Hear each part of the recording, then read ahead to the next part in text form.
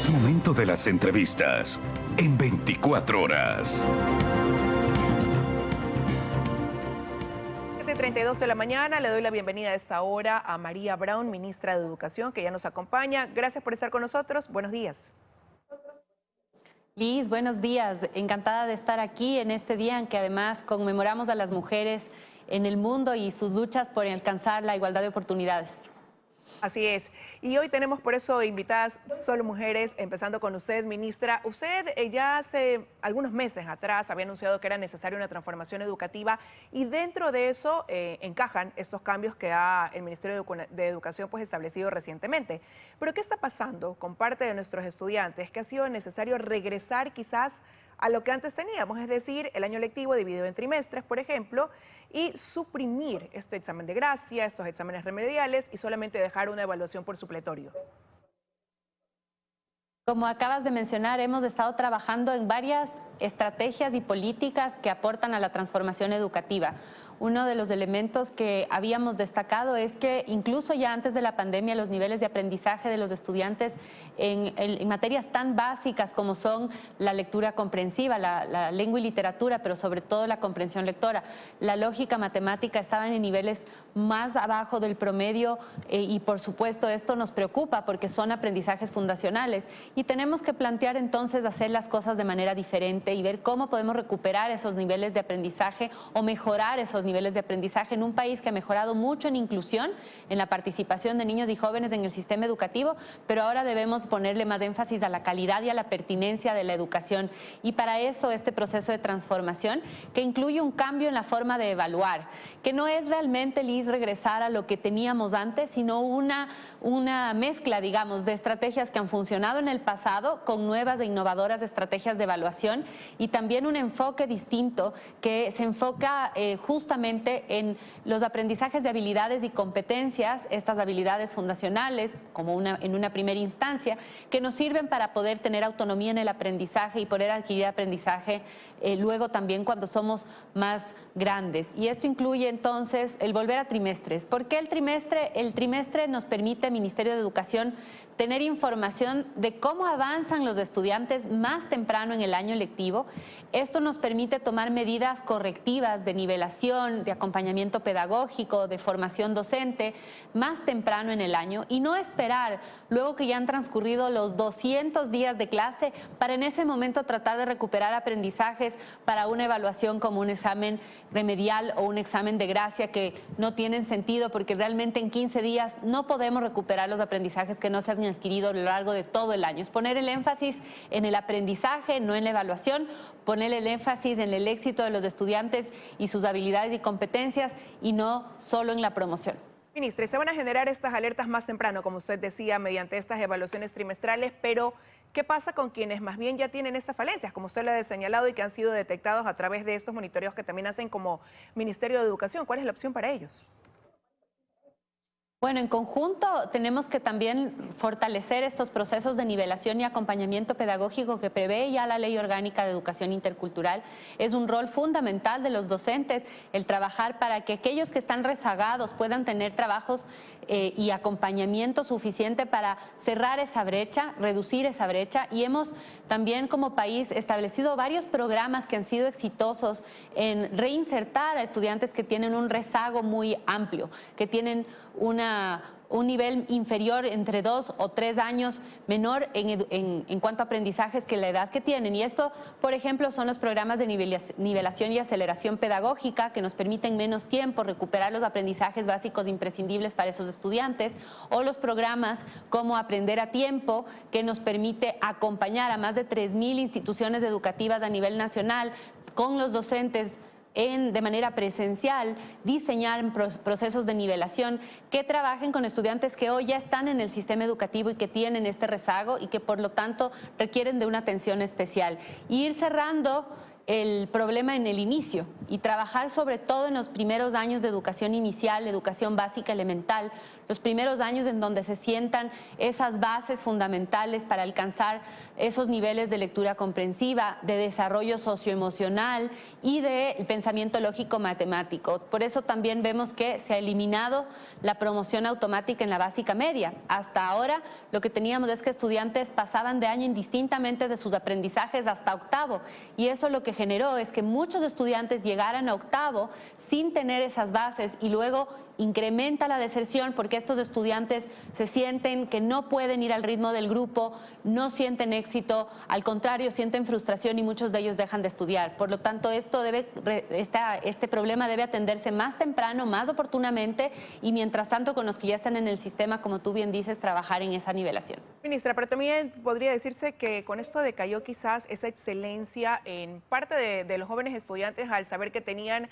este examen de gracia, estos exámenes remediales, que por último, si es que no completaban su promedio, no perdían un año, sino que eran transferidos quizás a otro plantel educativo. Con esto no digo que se busca que se queden de año, pero quizás llevó a cierto conformismo, a bajar ese nivel, esas ganas. Definitivamente se merma la excelencia educativa y definitivamente sí hemos visto que existen, no todos, porque siempre tenemos una diversidad enorme de estudiantes y de enfoques, pero sí vemos que hay un enfoque muy claro en el resultado de una prueba, de una evaluación, que ha sido además típicamente un examen complexivo, que ahora tenemos que pensar en nuevas formas de evaluar, porque los estudiantes aprenden de maneras diversas, que se ha reconocido menos o no ha tenido tanto peso en la trayectoria de los estudiantes todo lo que han hecho antes, y se pone demasiado énfasis en una evaluación al final, y esto lo que hace es que los estudiantes pongan demasiado enfoque en una sola prueba. Y Liz, no sé si tú recuerdas cuando íbamos a nosotros al colegio todavía, muchas veces uno estudiaba mucho para una prueba y 2 o 3 días después los contenidos ya nos olvidamos. ¿Por qué? Porque no es un aprendizaje pertinente. El dar la prueba no es el objetivo. El objetivo es que realmente podamos adquirir esas habilidades, esas competencias y aplicarlas. Por eso también se ha promovido el aprendizaje interdisciplinar, el aprendizaje basado en proyectos. Todo esto forma parte de esta visión de la transformación educativa que se concretará ya en su totalidad con la publicación de un nuevo currículum nacional en diciembre de 2023. Habremos terminado de publicar esta revisión y actualización del currículo con este enfoque competencial que va de la mano con estos cambios que se han implementado a través del reglamento, que va de la mano con la contratación de profesionales de la educación para cerrar la brecha de las necesidades de profesionales en áreas de educación, así también como en la inversión en infraestructura, equipamiento y tecnología que tiene que seguir realizándose en este año 2023 y luego en el año 2024. Ministra, y esto para planteles fiscales, fiscomisionales, también municipales, ¿qué pasa con los colegios particulares? Depende cuáles las medidas que se han implementado, aplican de manera obligatoria a las instituciones educativas fiscales. La forma de evaluación aplica a todo el sistema educativo, incluyendo instituciones particulares, fiscomisionales y municipales, pero la organización del año lectivo es más autónomo en el caso de las fiscomisionales particulares y municipales, quienes podrán organizar en bimestres, trimestres o quimestres su año lectivo de acuerdo a su modelo educativo, su modelo pedagógico, y haciendo un reporte sin duda y una revisión de cuál es el avance de sus estudiantes. Otro de los elementos que se ha introducido es la importancia de tener más espacios de intercambio con las familias, para que la familia también conozca cómo están nuestros niños, cómo están nuestros hijos y poder acompañar en ese proceso.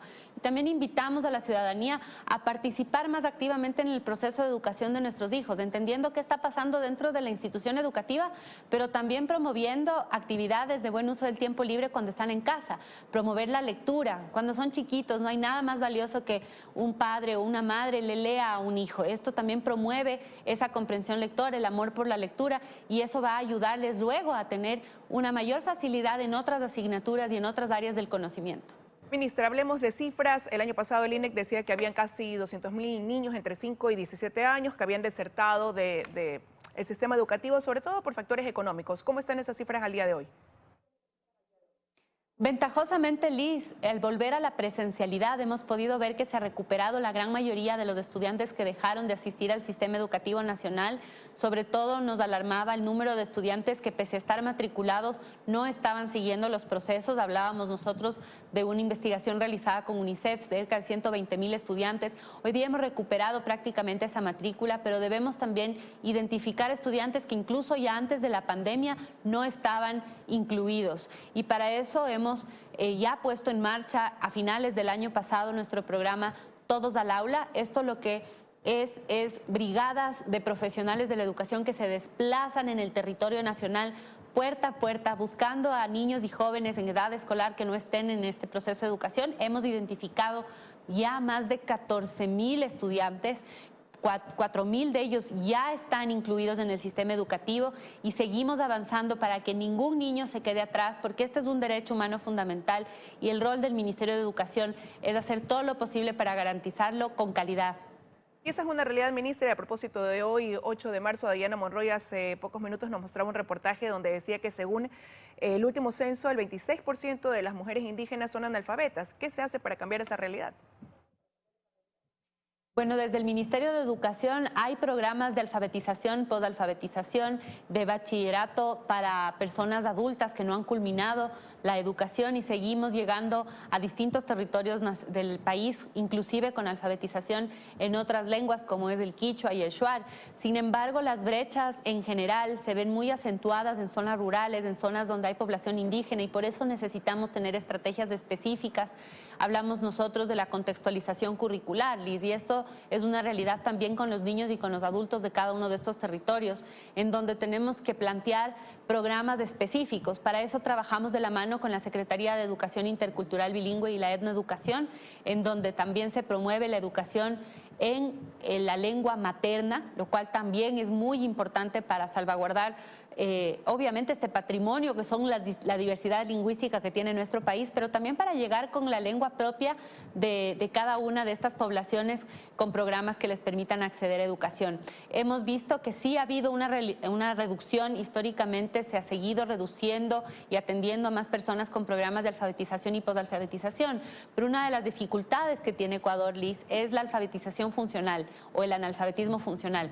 Lo que vemos es que hay personas que saben decodificar las letras, si es que uno pide que lean un texto, lo saben leer, pero cuando les preguntamos qué es lo que dice el texto, ahí es cuando nos encontramos con un problema y eso es lo que queremos atender desde las edades más tempranas para que los adultos del futuro tengan estas herramientas completamente consolidadas. Es mucho más fácil atender esto en los primeros años de la escolaridad que esperar a la edad adulta para cerrar esa brecha. Es más difícil para un adulto adquirir estos aprendizajes y por eso tenemos que trabajar de manera simultánea, en cerrar las brechas de aquellos que ya están en edad adulta, pero atender a las poblaciones más jóvenes para que no tengamos este inconveniente muchos años después. Hay un gran reto y desafío. Muchísimas gracias, ministra, por habernos acompañado esta mañana en 24 horas. Liz, un gusto, el gusto es mío y muchas gracias y un feliz día a todos quienes nos han visto en el día de hoy en esta entrevista. Que tenga usted también un buen día.